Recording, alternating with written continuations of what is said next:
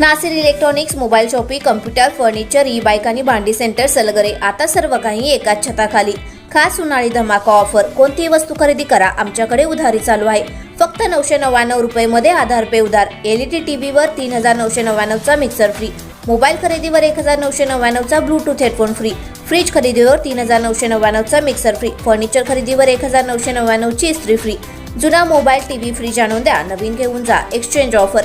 लग्न समारंभासाठी लागणारी सर्व प्रकारची भांडी, furniture, sofa set, LED TV, fridge, washing machine खरेदीवर 20% सूट. यासह अन्य ऑफरसाठी एक वेळ अवश्य भेट द्या.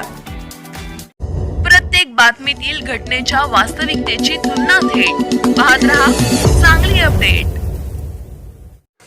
जत परिसरात टँकरने दूषित पाणी पुरवठा.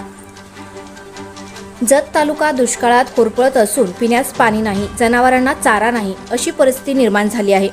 प्रशासन केवळ कागदी घोडे नाचवत आहे. तालुक्यात टँकरने पिण्याच्या पाण्याचा पुरवठा केला जात आहे. पाणी टंचाईवर मात म्हणून टँकरने पाणी पुरवठा केला जात असला तरी प्रत्यक्षात ते पाणी पिण्यायोग्य नाही. जतला टँकरने दूषित पाणी पुरवठा केला जात असल्याचा आरोप करत या टँकरचे पाणी प्रशासनातील प्रांताधिकारी, तहसीलदार, पाणी पुरवठा अधिकारी, अन्य अधिकाऱ्यांनी पिऊन दाखवावे, असे जाहीर आव्हान चिक्कलगी भुयार मठाचे मठाधिपती तुकाराम बाबा महाराज यांनी दिले आहे. तुकाराम बाबा महाराज यांनी तालुक्यातील ज्या गावात टँकर सुरू आहे त्या गावांना भेटी देत ग्रामस्थांशी संवाद साधला. यावेळी ग्रामस्थांनी तुकाराम बाबा यांच्यापुढे आपल्या व्यथा मांडल्या.